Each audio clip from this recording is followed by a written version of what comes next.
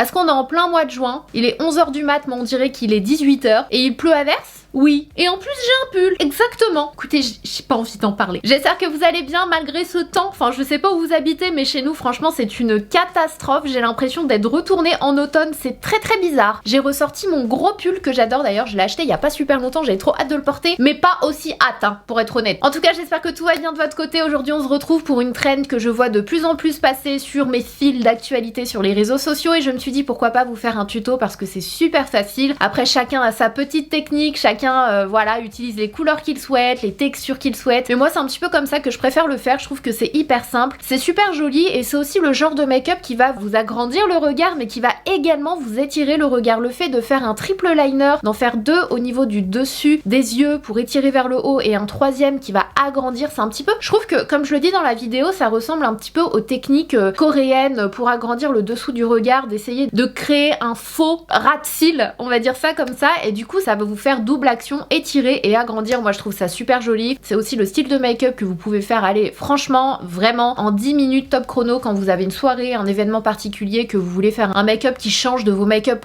quotidiens. Vous allez le voir, faites-moi confiance. C'est vraiment facile à partir du moment où vous tracez vos 3 traits de liner. Franchement, après le reste, c'est easy peasy. Il vous faut 3 produits pour réaliser ce make-up et je suis sûre que vous avez tout ce qu'il faut à la maison. Comme d'habitude, je vous listerai les produits en barre d'infos, mais je suis sûre que vous avez déjà tout ce qu'il faut. Donc si vous êtes ready, let's go. Vous allez voir, c'est hyper simple et c'est peut-être quelque chose que vous faisiez déjà. Donc on va commencer par prendre un liner. Moi je vais prendre celui de chez KVD Vegan Beauty, donc c'est le Tattoo Liner en teinte marron. Alors est-ce que le marron est vraiment important? Je pense que oui, parce que c'est ce qui vous permet de blender, on va dire ça comme ça, facilement avec un marron juste après. Mais très honnêtement, si vous voulez intensifier, vous pouvez tout simplement prendre un liner noir et prendre un brun foncé pour estomper après. Donc on va commencer par tracer sa première ligne de liner à ce niveau-là. Ensuite on va placer celle du ras de cils inférieur et ensuite on va venir faire son creux de paupière. Donc là vous suivez, vous faites comme si vous faisiez votre trait habituel.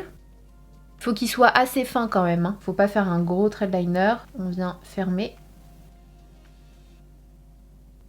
Donc voilà, en fait ça doit être une continuité de votre œil. C'est comme si votre œil il terminait un petit peu plus loin, ce qui lui donne un effet un peu cataille, un peu plus étiré. Ensuite on va passer au ras de cils inférieur. Alors là, attention, le but c'est pas de tracer un gros trait de liner, c'est limite de tracer juste un trait, pas tout droit mais légèrement courbé parce que ça va être comme la continuité. C'est comme si votre œil au lieu de terminer ici, il termine un tout petit peu plus bas, hop, et il continue ici. Donc il faut un peu se l'imaginer, au début c'est pas évident mais après vous allez y arriver. Donc moi je vais venir le placer juste là.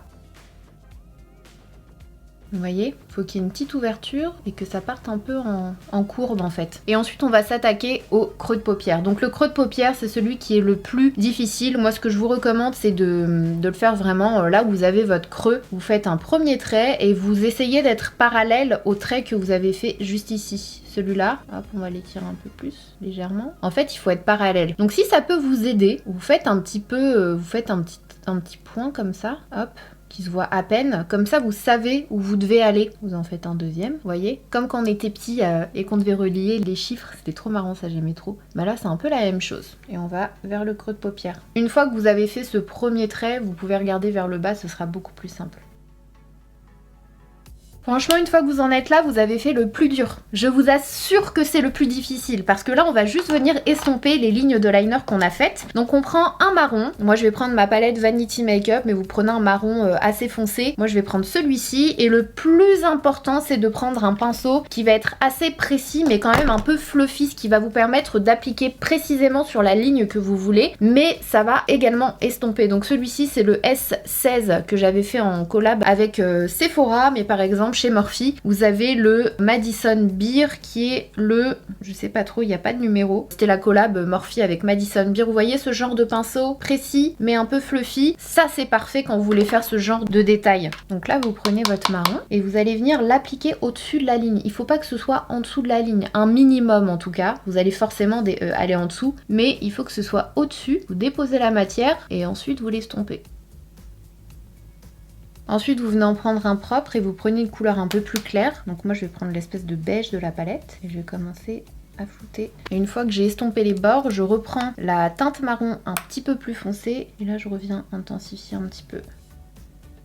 Pour la deuxième ligne, celle du centre, moi je vous recommande de prendre un beige clair et de mettre légèrement du marron foncé, mais pas trop marron foncé. Je trouve que c'est intéressant quand cette ligne-là, on voit quand même bien le trait de liner. Donc là c'est pareil, on va flouter légèrement, mais sans trop repasser sur le trait de liner. Et si jamais vous repassez un peu trop, vous reprenez juste du liner et vous en remettez un peu. C'est toujours joli quand ça fait un peu fumé. Mais je sais pas, ce trait-là, je trouve que c'est joli quand il nous reste quand même le liner bien opaque. Donc moi je le retrace un peu. Faire pareil de l'autre côté.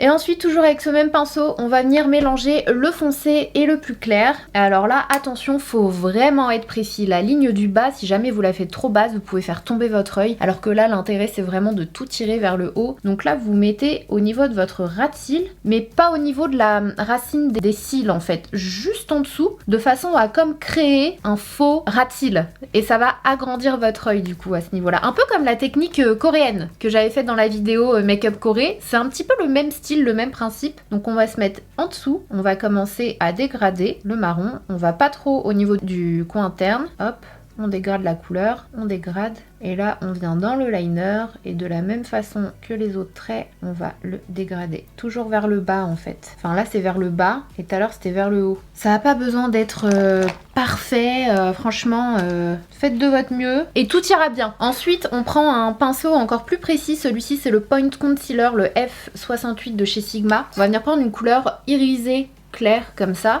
et on va l'appliquer sous l'œil, juste là. Cette fois-ci au niveau de votre ras de cils, là où vous avez les cils qui poussent. Et ça c'est pareil, ça donne une illusion d'œil un peu plus grand. Là vous pouvez aller vers le coin interne.